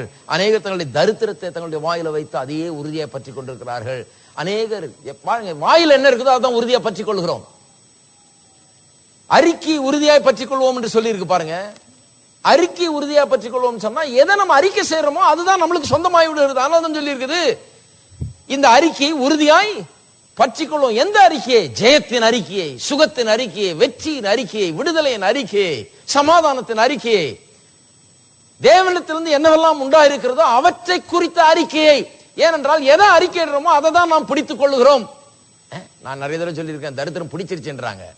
தரித்திரம் பிடிக்கிறது ஒரு காரியம், ஆனா இவங்க தரித்திரத்தை இப்ப பிடிச்சிட்டாங்க. நிறைய பேர் பிடிக்க வந்த தரித்திரத்தை இவங்க கட்டி பிடிச்சிக்கிட்டாங்க. இப்போ புலிவாலை பிடிச்ச மாதிரி இப்ப அதை விடுறது இல்லை இவங்க. இப்ப என்ன பிரசங்கம் பண்ணாலும் நிறைய பேர் பாருங்க, நிறைய இமெயில்லாம் வருது எனக்கு, சொல்றாங்க ஆனா பைபிள்ல இப்படி சொல்லியிருக்கையா, இவர் ஏழையா இருந்தாராம் இல்லையா, இப்படி சொல்லி இருக்குது ஒரு வசனம், ஏழைகளுக்கு இப்படி ஒரு வசனம் இருக்குதையா, அப்படி ஒரு வசனம் இருக்குதையா. இது இப்ப பிடிச்சவங்களை அவுத்து விடுறது ரொம்ப கஷ்டம். அவங்களுக்கு ஒரு வெளிப்பாடு உண்டானாதான் அது அதுல இருந்து விடுதலை ஆவார்கள் ஒழிய இவர்களுக்கு சொல்லி மாளாது. பாருங்க, இவர்களுக்கு என்ன சொன்னாலும் மாளாது. ஏன்னா அவங்க கரெக்டா அந்த எந்தெந்த வார்த்தைகள் எடுக்கணுமோ அதை தப்பு தப்பா எடுத்து கரெக்டா எல்லாம் ஒன்னா கோத்து அதை சிஸ்டமேட்டைஸ் பண்ணிடுறாங்க, கரெக்டா வரிசைப்படுத்திடுறாங்க. கரெக்டா பிசாசு எப்படி வச்சிருக்கான் பாருங்க. உறுதியா பற்றி கொண்டிருக்கிறார்கள். எதை நம்ம வாயினால் அறிக்கை செய்யறோமோ அதான் உறுதியா பற்றி கொள்கிறோம். தரித்திரத்தை அறிக்கை செய்தா தரித்திரத்தை தான் பற்றி கொள்கிறோம். வாயினால வியாதி அறிக்கை செய்தா வியாதியை தான் பற்றி கொள்கிறோம். ஆகவே கன்ஃபெஷன் என்கிற வார்த்தைக்கு அர்த்தம் என்ன? கன்ஃபெஷன் என்று சொன்னால் கடவுள் சொன்னதை அப்படியே நாம சொல்லுகிறது. saying the same thing as God, அதான் கன்ஃபெஷன். அப்ப ஜெபத்துல நம்ம என்ன சொல்லுகிறோம்? கடவுள் என்ன சொல்லியிருக்காரோ அதே தான் சொல்லுகிறோம். கடவுள் என்ன சொல்லிருக்காரு? நானே உன் பரிகாரியாக கர்த்தர். அப்ப ஜெபத்துல என்ன சொன்னா? ஐயோ ஆண்டவரே முதுகு வலிக்குதே அப்படின்னு இருக்க கூடாது. ஆண்டவர் என்ன சொன்னா? ஆண்டவரே நீரே என் பரிகாரியாகிய கர்த்தர், என் முதுகுக்கு நீர்தான் பரிகாரியாகிய கர்த்தர், என் இடுப்புக்கு நீர்தான் பரிகாரியாகிய கர்த்தர், என் வயிற்றுக்கு நீர்தான் பரிகாரியாகிய கர்த்தர், என் அப்பத்தி தண்ணீரை ஆசீர்வதித்து வியாதியை விலக்குகிற தேவனே உமக்கு ஸ்தோத்திரம், நீரே என் பரிகாரியாகிய கர்த்தராயிருக்கிறீர், என் ஆயுசு நாட்களை பூரணப்படுத்துவேன் சொல்லி இருக்கிறீர்கள், அக்கிரமங்களை எல்லாம் மன்னித்து நோய்களை எல்லாம் குணமாக்குகிற தேவன், அற்புதரே உமக்கு ஸ்தோத்திரம். அப்படித்தான் பேச வேணுமோ ஒழிய நாம நோயை பற்றி கம்ப்ளைண்ட் பண்ணிட்டு இருக்க கூடாது. ஏனென்று சொன்னால் அது ஜெபம் இல்லை, அது கம்ப்ளைண்ட். அது கர்த்தருடைய சமூகம் போலீஸ் ஸ்டேஷன் மாதிரி நினைச்சிட்டு கம்ப்ளைண்ட் கொடுத்துட்டு இருக்க கூடாது. இது தேவாதி தேவன் கர்த்தாதி கர்த்தருடைய சமூகம். இது அவரால் கூடாத காரியம் ஒன்றுமே கிடையாது. அங்க வரும்போதே பதிலை பற்றி கொண்டுதான் வர வேணுமோ ஒழிய அங்க பிரச்சனையை பேசிக்கொண்டு வரக்கூடாது. ஏனென்றால் பிரச்சனை ஏற்கனவே அவருக்கு தெரியும்.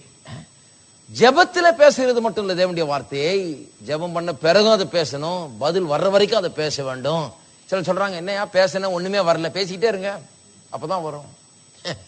பேசின ஒண்ணுமே வரலன்னா பேசிக்கிட்டே இருக்க வேண்டியதான். என்ன விடுறதில்லை, வர்ற வரைக்கும் அதை பேசிக்கிட்டே இருக்க வேண்டும். அதுக்கு தான் சொல்லி இருக்கு உறுதியாய் பற்றிக்கொள்ளும். இல்லைன்னா ஏன் உறுதியாய் பற்றிக்கொள்வோம்னு சொல்ல வேண்டும்? வேண்டியது இல்லையே. ஏன் உறுதியாய் பற்றிக்கொள்ளும்? இப்படிதான் விசுவாசம் வேலை செய்கிறது. ஏசு அத்திமரத்தை பார்த்து பேசினாரு, என்ன ஒண்ணுமே ஆகலையே, சே என்ன பேசி ஒன்னும் பிரயோஜனம் கிடையாது அப்படின்னு இல்ல, பேசிட்டு அவர் பாட்டுக்கு போறாரு, அந்த வழியே திரும்பி போறாங்க, ஒன்னும் அதை பற்றி ஒன்னும் பேசவே இல்லை, அவர் பாட்டுக்கு போயிட்டாரு. அத்திமரம் அப்படியே தான் இருக்கு, நல்லா தான் இருந்திருக்குன்னு நினைக்கிறேன், என்ன யாருமே ஒன்னும் சொல்லல. அடுத்த நாள் திரும்பி வரும்போது தான் பேதுரு சொல்லுகிறான், நீர் சபித்த அந்த அத்திமரம் பட்டு போயிற்றே என்று சொல்லுகிறான். அப்புறம் தான் சொல்லுகிறார், மலையை பார்த்து சொல்லு, இருதயத்தில் சந்தேகப்படாமல் விசுவாசி, அப்பொழுது நீ சொன்னபடியே ஆகும். அப்ப அவர் என்ன பண்ணிட்டு இருக்கிறாரு? சொல்லிட்டாரு, சொன்ன பிறகு அந்த வழியா திரும்பி போகும்போது இருதயத்துல சந்தேகப்படாமல் விசுவாசிட்டே போறாரு, திருப்பி வரும்போதும் சந்தேகப்படாமல் விசுவாசிட்டே வர்றாரு. சந்தேகப்படாமல் விசுவாசிக்கிறதுனா என்ன? இந்த அறிக்கையை உறுதியாய் பற்றி கொண்டு, இந்த பேசியாச்சு, பேசினதும் முடிஞ்சு போச்சு, அது நிச்சயமா போய் தான் ஆகும். எபிரேயர் 3ஆம் அதிகாரத்தை திருப்போம். 1ஆம் அதிகாரம் 1ஆம் வசனம். இப்படி இருக்க பரம அழைப்புக்கு பங்குள்ளவர்களாகிய பரிசுத்த சகோதரரே, நாம் அறிக்கை பண்ணுகிற அப்போஸ்தலரும் பிரதான ஆசாரியருமாய் இருக்க கிறிஸ்து இயேசுவை கவனித்து பாருங்கள். கிறிஸ்து இயேசுவை கவனித்து பாருங்கள். நாம் அறிக்கை பண்ணுகிற பிரதான ஆசாரியருமாய் இருக்கிற கிறிஸ்துவை கவனித்து பாருங்கள். யார் அவர்? கிறிஸ்து. நாம் அறிக்கை பண்ணுகிறவர். நாம் அவர் தான் அறிக்கை பண்ணுகிறோம். அவர் அறிக்கை பண்ணுகிறோம்னா என்ன? அவர் நமக்காக என்ன செய்தார்? அவர் எப்படி எனக்காக மரித்தார்? அவர் எப்படி பாதாளம் வரை சென்றார்? அவர் எப்படி பிசாசை ஜெயித்தார்? அவர் எப்படி பாவத்தை சுமந்து தீர்த்தார்? அவர் எப்படி என்னுடைய சாபங்களை சுமந்து தீர்த்தார்? அவர் எப்படி என்னுடைய தரித்திரத்தை சுமந்து தீர்த்தார்? இதைத்தான் நான் அறிக்கை செய்கிறேன். நான் அறிக்கை பண்ணுகிற பிரதான ஆசாரியர் அவர். இதைத்தான் நான் அறிக்கை செய்து கொண்டிருக்கிறேன். அவரை கவனித்து பார்க்க வேண்டும். கவனித்து பார்க்க வேண்டும்னா என்ன அர்த்தம்? அவர் எப்படி நான் கவனிச்சு பார்க்கிறது? இன்னைக்கு அவர் கண் முன்னால இருக்கார். அவரை கவனிச்சு பார்க்கிறதுக்கு அவரை எப்படி கவனிக்கிறது? இன்றைக்கு அவருடைய வார்த்தையை, மீட்பின் ஆசீர்வாதங்கள் இங்கே சொல்லப்பட்டிருக்கிறது. இதை கவனித்து பார்க்கும்போது நான் யாரை கவனிச்சு பார்க்கிறேன்? அவரை கவனித்து பார்த்து கொண்டிருக்கிறேன். அவர் எனக்காக என்ன செய்தார் என்பதை கவனித்து பார்த்து கொண்டே இருக்க வேண்டும். அதனால்தான் ஆபிரகாமை குறித்து சொல்லப்பட்டிருக்கிறது. ரோமர் 4ஆம் அதிகாரத்திலே வாஸ்து பார்த்தீர்கள் என்றால் ஆபிரகாம் எப்படி விசுவாசத்தை பயிற்சிவித்தான் என்று சொல்லும் போது அங்கே சொல்லப்பட்டிருக்கிறது 18ஆம் வசனத்தில், உன் சந்ததி இவ்வளவாயிருக்கும் என்று சொல்லப்பட்டபடியே தான் அநேக ஜாதிகளுக்கு தகப்பனாவதை நம்புவதற்கு ஏதுவில்லாதிருந்தும், பாருங்க அதே பிரச்சனை தான். நம்புறதுக்கு ஒன்றும் ஆதாரமே இல்லை. நம்புறதுக்கு ஏதுவில்லாமல் இருந்தது. ஏன்னா இவனுக்கு வயசாயிடுச்சு, மனைவிக்கும் வயசாயிடுச்சு.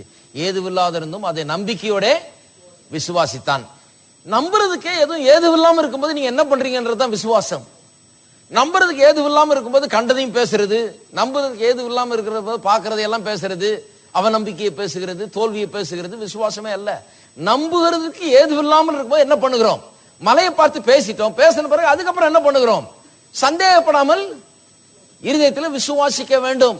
அதுதான் இங்க பேசிக்கிட்டு. அதுதான் இங்க இந்த விசுவாச கோட்பாடை எல்லா இடத்துலயும் பார்க்கலாம் பாருங்க.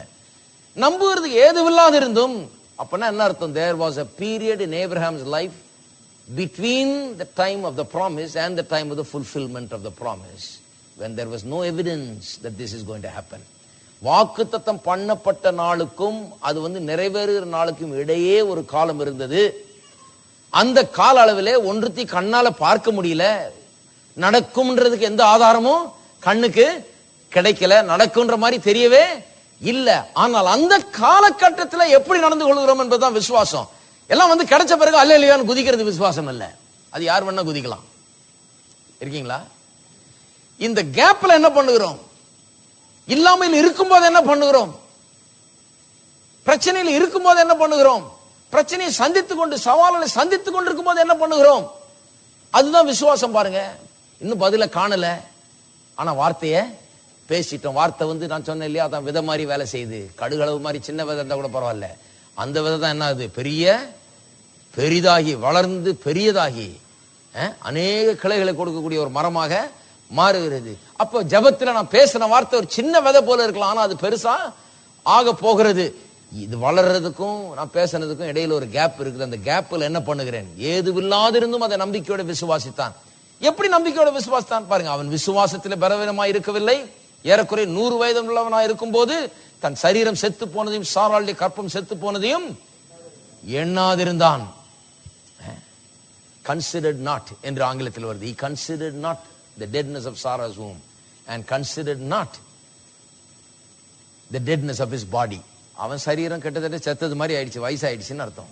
அவனுடைய மனைவியுடைய கற்பமும் செத்து போனதாகி விட்டது, ஆனால் அதை எண்ணாதிருந்தான். அதை கன்சிடர் நாட்னா என்ன அர்த்தம்? டினையல் அல்ல, அது இல்ல இல்ல அப்படின்னு சொல்றது அல்ல. எண்ணாதிருந்தான்னு சொன்னா அதை ஒரு பெருசா நினைக்கவில்லை. எதை பெருசா நினைச்சான்? இது ஒரு பெருசு இல்லை, இந்த பிரச்சனை இருக்குது, ஆனா இது ஒரு பெரிய பிரச்சனை கிடையாது. எதை எண்ணினான்? அடுத்த வசனம், தேவனுடைய வாக்குத்தத்தத்தை குறித்து அவன் அவிசுவாசமாய் சந்தேகப்படாமல். மார்க் 11:23 இதுக்கு எவ்வளவு பெரிய சம்பந்தம் இருக்குன்னு பாருங்க. மலையை பார்த்து பெயர்ந்து சமுத்திரத்தில் தள்ளுண்டு போ என்று சொல்லி சொன்னபடியே ஆகும் என்று தன் இருதயத்திலே சந்தேகப்படாமல். இந்த விசுவாச கோட்பாடுகள் நன்றாக கவனிக்க வேண்டும். தேவனுடைய வாக்குத்தத்தத்தை குறித்து அவன் அவிசுவாசமாய் சந்தேகப்படாமல். அப்படியே மார்க் 11 தான் இங்க இருக்குது எக்ஸ்பீரியன்ஸ்ல.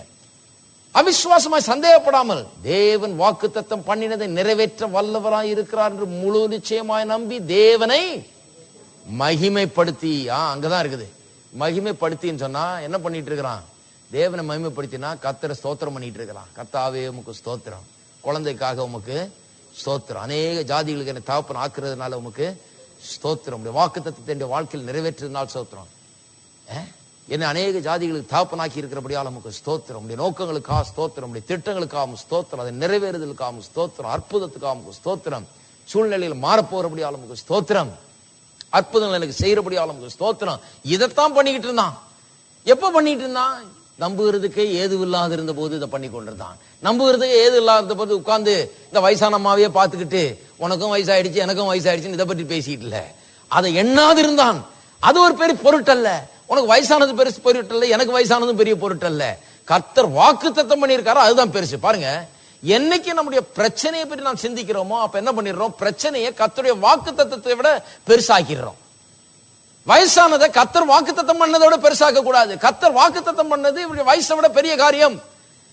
கர்த்தர் வாக்குத்தத்தம் பண்ணது இவர் எத்தனை வயசு, 1000 வயசு ஆகட்டுமே, அது பரவாயில்ல. கர்த்தர் வாக்குத்தத்தம் பண்ணினவர், அவர் உண்மை உள்ளவர்.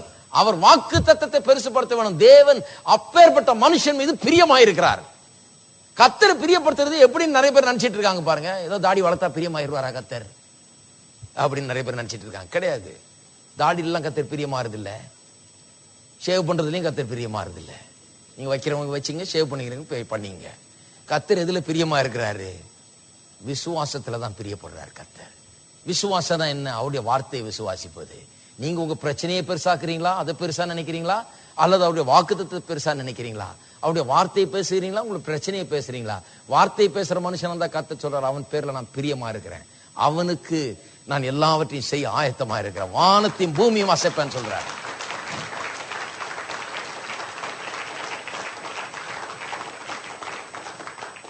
ஆகவே பிரச்சனையை தூக்கி எறியுங்கள். எப்படி தூக்கி எறிகிறது? பிரச்சனையை பேசுறது நிறுத்துங்க. நிறுத்துறதுனால தான் தூக்கி எறியறீங்க. எப்படி பிரச்சனையை ஓரம் கட்டுறது? அந்த பிரச்சனையை பற்றி திரும்ப திரும்ப பேசி விவாதித்துக் கொண்டு இருக்க வேண்டாம். எப்படி தூர போடுறது? அவர் உங்களை விசாரிக்கிறவராய் இருக்கப்படினால் 1 பேதுரு 5:7 சொல்லுகிறது, அவர் உங்களை விசாரிக்கிறபடினால் உங்கள் பாரங்களை எல்லாம் கர்த்தர் மீது வைத்து விடுங்கள். பிரச்சனையை பேசி, பிரச்சனையை ஜெபிச்சு, பிரச்சனையை உறுதியாய் பற்றி கொண்டிருந்தால் பிரச்சனை பெருசாயிடும். இருக்கீங்களா? பிரச்சனை பெருசாயிடும் கண்டிப்பா. அமெரிக்காவில் ஒரு அம்மா அப்படியே ஜன்னல் எட்டி பார்த்தாங்களா, அந்த 3 பசங்களும் அந்த ஸ்கங்க்னு ஒன்று இருக்காங்க.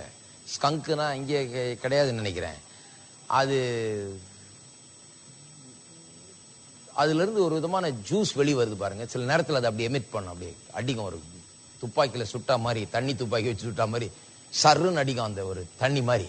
அது வெளியே வந்ததுன்னா ஒரு கிட்டத்தட்ட 1 மைல் தூரத்துக்கு அடிக்கும்னு நினைக்கிறேன் அது வாசனை. சில நேரத்தில் அது அடிக்கும் போது நம்ம காரில் அந்த பக்கம் போகும்போது கார் எல்லா ஜன்னலையும் ஏற்றி விட்டுருந்தீங்கன்னா கூட வாசனை உள்ள வந்துடும். சகிக்காது, அவ்வளோ பெரிய நாத்தம், அவ்வளோ பெரிய நாத்தம். நல்லா தான் இருக்கும், ஆனால் அந்த இது அந்த தண்ணி வெளியே வந்துட்டு, அந்த லிக்விட் வெளியே வந்துருச்சுன்னா அவ்வளோதான், பக்கத்தில் நிற்க முடியாது. நீங்க அப்படியே சும்மா உருன்னு காரில் 60 மைல் வேகத்தில் போகும்போதே தாளாது, அவ்வளவு மோசமா இருக்கும். இந்த சின்ன பசங்க 3 பேரும் 3 ஸ்கங்கை வச்சு விளையாண்டுட்டு இருந்தாங்களாம்.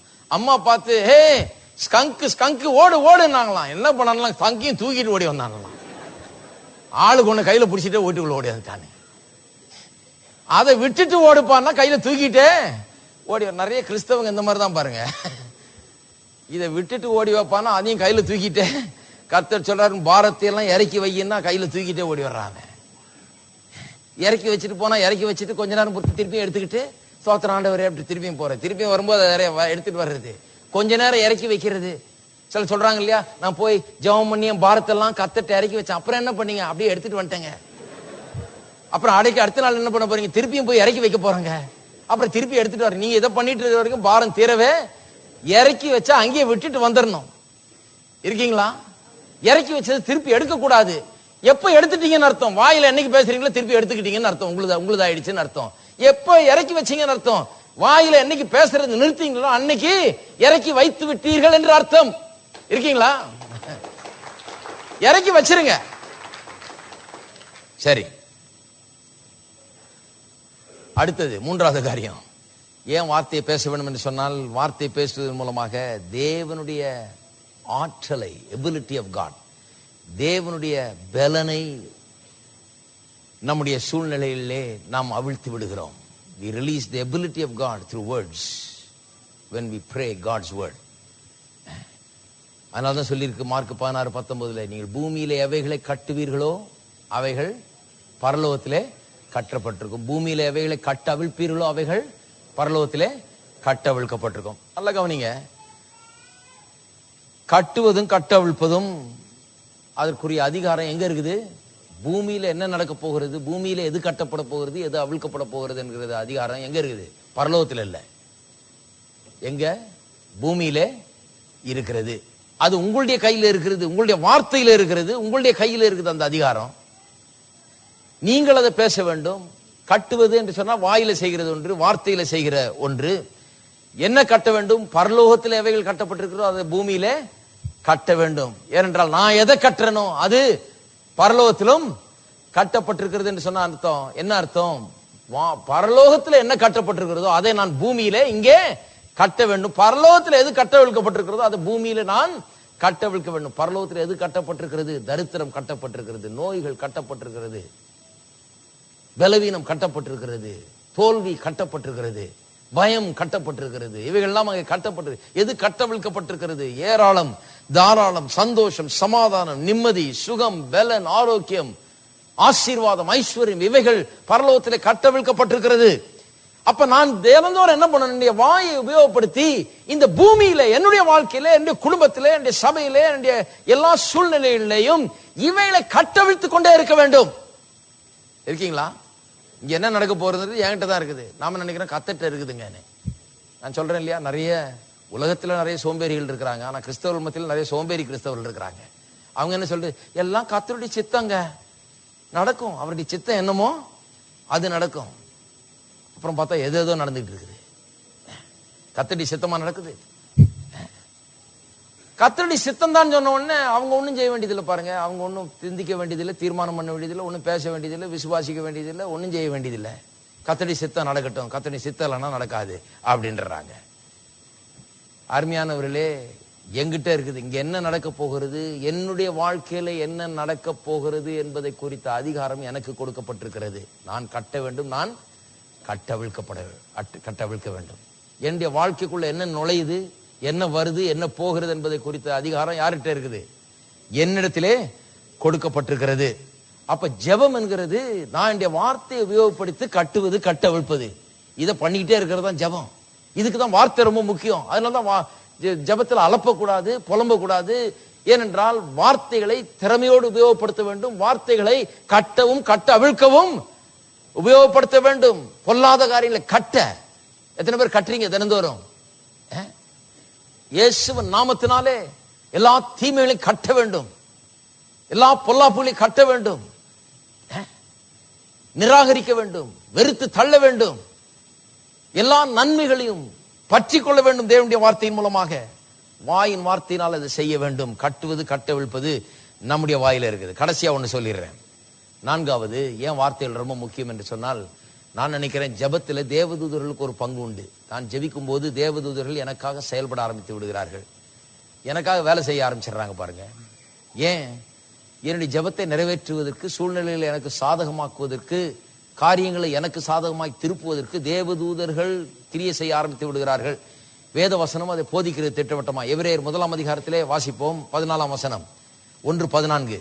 ரட்சிப்பை சுதந்திரிக்க போகிறவர்கள் நிமித்தமாக ஊழியம் செய்யும்படிக்கு அவர்கள் எல்லாரும் அனுப்பப்படும் பணிவிடை ஆவியாயிருக்கிறார்கள் அல்லவா.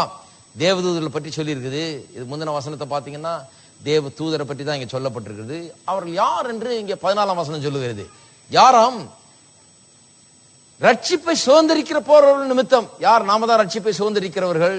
அவர்கள் நிமித்தம் ஊழியம் செய்யும்படிக்கு அவர்கள் எல்லாரும் அனுப்பப்படும் பணிவிடை ஆவிகளாயிருக்கிறார்கள். ஸ்பிரிச்சுவல் ரெல்ம்ல நமக்கு பணிவிடை செய்யும்படியாக, நம்ம இந்த உலகத்துல நமக்கு உதவி செய்யும்படியாக ஆட்களை வைத்திருக்கிறோம். சரீரத்தில் அவர்கள் உலாவி கொண்டிருக்கிறார்கள். ஆவிக்குரிய விதத்திலே நமக்கு உதவி செய்ய ஆவிகள் உலாவி கொண்டிருக்கிறது. அவர்கள் தான் தேவ தூதர்கள் என்று வேத வசனம் போதிக்கிறது. நமக்கு பணிவிடை செய்யும்படியாக, நமக்கு வேலை செய்யும்படியாக. என்ன வேலை செய்ய போகிறார்கள்? அவர்கள் எப்படி நமக்கு உதவ போகிறார்கள் பார்ப்போம். வெளிப்படுத்தல் 22 அதிகாரம் 8-9. யோவானாகிய நானே இவைகளை கண்டும் கேட்டும் இருந்தேன். நான் கேட்டு கண்டபோது இவைகள் எனக்கு காண்பித்த தூதனை வணங்கும்படி அவன் பாதத்தில் விழுந்தேன். தேவதூதனுக்கு யோவானுக்கு ஒரு பெரிய காரியம் காண்பிக்கப்படுகிறது. அநேக காரியங்களை அவன் பார்க்கிறான். ஒரு காரியத்தை காண்பித்த தூதனை வணங்கும்படி பாதத்தில் விழுந்தானாம். அதற்கு அவன் தேவதூதன் சொல்லுகிறான், நீ இப்படி செய்யாதபடிக்கு பார், உன்னோடும் உன் சகோதரரோடும் தீர்க்கதரிசிகளோடும் இந்த புஸ்தகத்தின் வசனங்களை கை கொள்ளுகிறவர்களோடும் கூட நானும் ஒரு ஊழியக்காரன். தேவனை தொழுதுகொள், என்ன கும்பிடாத. தேவதூதன் சொல்றான், கர்த்தரை தொழுதுகொள், என்ன தொழுது கொள்ளாத. ஏன்னா நான் நீ எப்படி கர்த்தருக்காக ஊழியம் செய்து கொண்டிருக்கிற இந்த பூமியில சரீரத்தை வைத்துக் கொண்டு நீ அங்கே இங்கே போய் கர்த்தருடைய காரியங்களை செய்து நிறைவேற்றி கொண்டிருக்கிறியோ, அது போலவே நானும் அவருக்கு பணிவிடைக்காரனா இருக்கிறேன். நான் இந்த பூமியில நீ காரியங்களை நிறைவேற்றபடியா உனக்கு உதவி செய்யக்கூடியவனா இருக்கிறேன் என்று அங்கு தேவதூதன் சொல்லுகிறான். கர்த்தரை வணங்கிக்கொள், என்ன வணங்காது என்று சொல்லி நான் சொல்லுகிறேன். தேவதூதர்கள் நம்மை சூழ்ந்து கொண்டிருக்கிறார்கள், பாளையம் இறங்கி இருக்கிறார்கள் எல்லாம் வேதவசனம் சொல்லுகிற சங்கீதத்தில் நாம் வாசிக்கிறோம். கர்த்தருக்கு பயப்படுகிறவர்களை சூழ்ந்து தேவதூதர்கள் பாளையம் இறங்கி இருக்கிறார்கள் என்று. அனுபவ ரீதியா பார்த்தீங்கன்னா அநேக அனுபவங்களை பார்க்கலாம். பழைய ஏற்பாட்டு காலங்களிலேயும் புதிய ஏற்பாட்டு காலங்களிலும் தேவதூதர்கள் எப்படி உதவி செய்தார்கள் என்று, சிறையிலிருந்து பேதுரு எப்படி விடுவிக்கப்பட்டார் என்று, இப்படியெல்லாம் பல காரியங்களை தேவதூதர்கள் குறித்து வாசிக்கிறோம். நேரம் இல்லை பார்க்கறதுக்கு.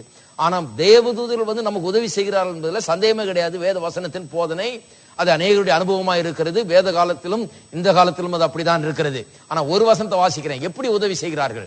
நான் சொல்லுகிறேன், தேவதூதர்கள் நின்று கொண்டு நம்முடைய வாயிலிருந்து வர்ற வார்த்தையை கேட்டுக்கிட்டே இருக்காங்க. அதை வச்சுதான் உதவி செய்ய போறாங்க. 103 சங்கீதம்,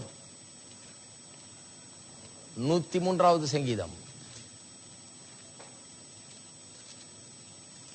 19 வசனம், 19-20. கர்த்தர் வானங்களில் தமது சிங்காசனத்தை ஸ்தாபித்திருக்கிறார், அவருடைய ராஜரீகம் சர்வத்தையும் ஆளுகிறது. கர்த்தருடைய வார்த்தையை கேட்டு அவருடைய வசனத்தின்படி செய்கிற பலத்த சௌரியவான்களாகிய அவருடைய தூதர்களே அவரை ஸ்தோத்திரியுங்கள். கர்த்தருடைய வார்த்தையை கேட்டு அவருடைய வசனத்தின்படி செய்கிற பலத்த சௌரியவான்களாகிய தூதர்களே என்று சொல்லப்பட்டிருக்கிறது. வாஸ்த உடனே ஜனங்க என்ன நினைக்கிறாங்க, கர்த்தர் ஏதோ கட்டளையிடுறாரு, இவங்க செய்யறாங்கன்னு. நல்லா யோசித்து பார்க்க வேணும். கர்த்தருடைய வார்த்தையை எல்லாம் சொல்லுங்க, கேட்டு. கர்த்தருடைய வார்த்தையை கேட்டு. ஆங்கிலத்தில் ரொம்ப அருமையா வந்திருக்குது. Hearing the voice of the word of God. அதாவது வார்த்தை இருக்குது, இந்த பைபிள் கர்த்தருடைய வார்த்தை. இதை எப்படி தேவதூதர்கள் கேட்க போகிறார்கள்? யாராவது இந்த வார்த்தையை எடுத்து என்ன பண்ண வேண்டும்? பேசினால்தான் கேட்க முடியும் தேவதூதர்கள். அப்ப தேவதூதர்கள் இருந்து கொண்டு நான் நினைக்கிறேன், அவர்கள் நாம் என்ன வாயில பேசுகிறோம் என்று கேட்டுக்கொண்டிருக்கிறார்கள். நாம் என்ன பேசுறோமோ அதன்படிதான் அவர்கள் செய்ய போகிறார்கள். நாம் தேவனுடைய வார்த்தையை பேசினா அவங்க என்ன சொல்றாங்க? கர்த்தருடைய வார்த்தையை கேட்டு அதன்படி செய்கிற பலத்த சௌரியவான் நான். நீ கர்த்தருடைய வார்த்தையை பேசினா அதை என் காதல விழுந்தா நான் கேட்டால் அதன்படி நான் செய்ய போகிறேன். கர்த்தருடைய வார்த்தையை பேசலன்னா அவர்கள் ஒன்றும் செய்ய போறது இல்லை. அநேகருடைய தேவதூதர்களுக்கு அவங்க பேசாம உட்காந்து தூங்கிட்டு இருக்கிறாங்க.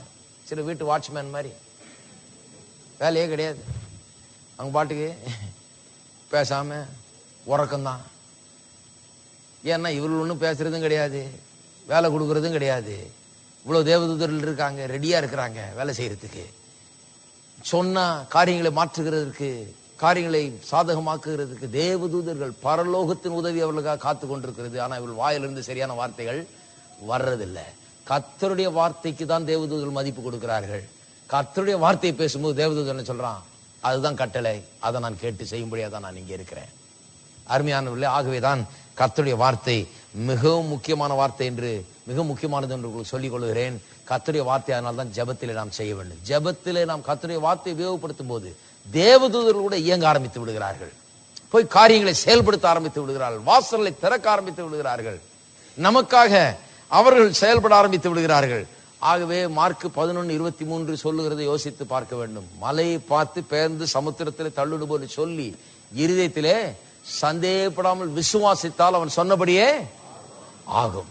விசுவாசத்தை ஜெபத்திலே பயிற்சி வைப்பது எப்படி என்பதை கற்றுக்கொண்டால் தான் ஜெபத்திலே வெற்றியை நாம் காண முடியும். எல்லாரும் எழுந்து நிற்போம். நாளைக்கு அடுத்த வாரம் தொடருவோம்.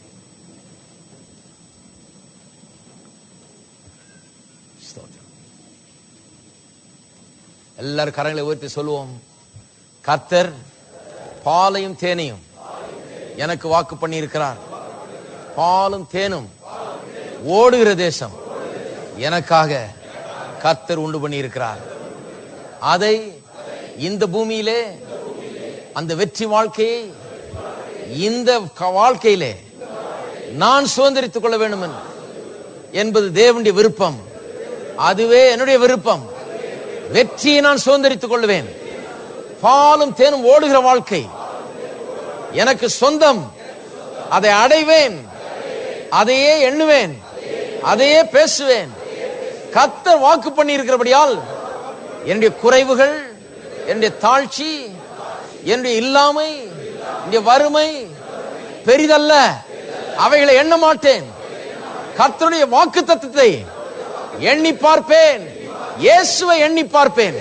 கல்வாரி சிலுவை எண்ணி பார்ப்பேன். மீட்பை எண்ணி பார்ப்பேன்.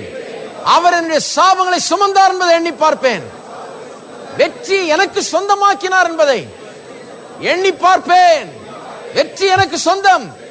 இயேசுவின் நாமத்திலே அதை சுதந்திரித்துக் கொள்கிறேன். ஹல்லேலூயா. கரங்களை தட்டி கர்த்தரை ஸ்தோத்திரிக்கிறேன்.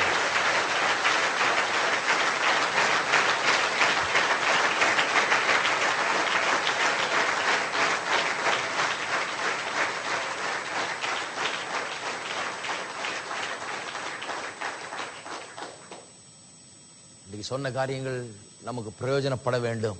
எப்போ பிரயோஜனப்படும்? இதை அப்படியே எடுத்து போய் பயிற்சி வைக்க வேண்டும். தேவனுடைய வார்த்தை எடுத்து வாயில வையுங்கள், அதை பேசுங்க. பிரச்சனை பேசுறதை காட்டலாம். பிரச்சனை தூக்கி எறியுங்கள். பதிலை அரவணைத்துக் கொள்ளுங்கள். பேசும்போதெல்லாம் பதில தான் பேசுறீங்களான்னு பாருங்க. ஊரெல்லாம் போய் பிரச்சனையை பேச வேண்டாம், பதிலை பேசுங்கள். பதில் உண்டாகும். தான் ஜெபத்தினுடைய ரகசியம். அவ்வளவுதான், வேற ஒண்ணுமே கிடையாது. என்ன வேண்டுமோ அந்த பதிலை பேசுங்க, அப்பதான் அது உண்டாகும். பிரச்சனை பேசுனீங்கன்னா பிரச்சனை பெருசாயிடும். பதில பேசுனீங்கன்னா பதில் உண்டாகும், சொன்னபடி ஆகும். ஹல்லேலூயா. கர்த்தரை ஸ்தோத்திரிப்போம். ஹல்லேலூயா. ஸ்தோத்திரம், ஸ்தோத்திரம் கர்த்தாவே. ஸ்தோத்திரம் தேவனே, உமக்கு ஸ்தோத்திரம், ஸ்தோத்திரம், ஸ்தோத்திரம்,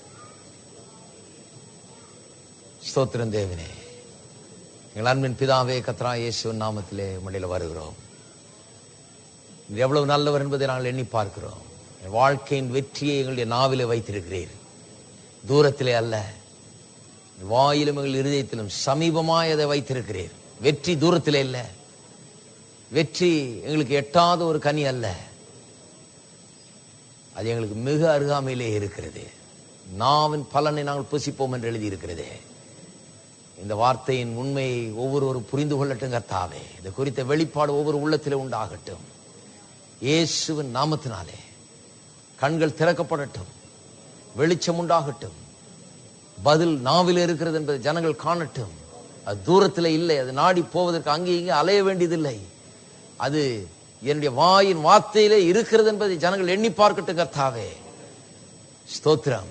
நாவின் பலனை புசிக்கட்டும். இந்த நாவை கொண்டு ஜீவனை தெரிந்து கொள்ளட்டும், பலனை தெரிந்து கொள்ளட்டும், ஆசீர்வாதத்தை தெரிந்து கொள்ளட்டும், ஐஸ்வர்யத்தை தெரிந்து கொள்ளட்டும், சுகத்தை தெரிந்து கொள்ளட்டும், விடுதலை தெரிந்து கொள்ளட்டும், ஞானத்தை தெரிந்து கொள்ளட்டும், விவேகத்தை தெரிந்து கொள்ளட்டும், தேவையான எல்லாவற்றையும் வார்த்தையை கொண்டு தெரிந்து கொள்ளட்டும்.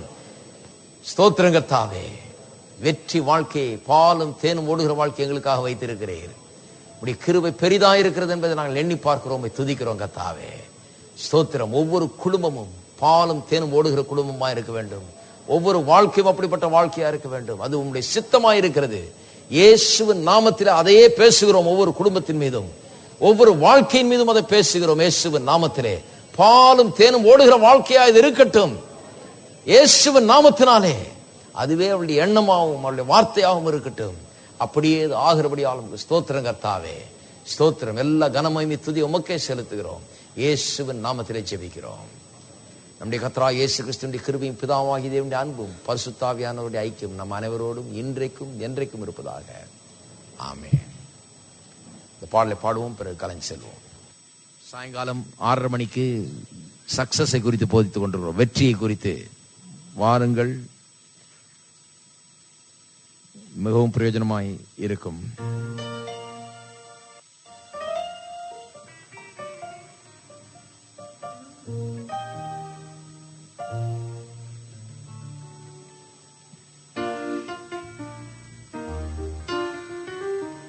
உங்கள் மீது கண்கள் வைத்து கருத்தாய் விசாரிப்பவர் இன்பநல் மீட்பர் இயேசுவின் மீது உங்கள் பாரத்தை வைத்திடுங்கள்.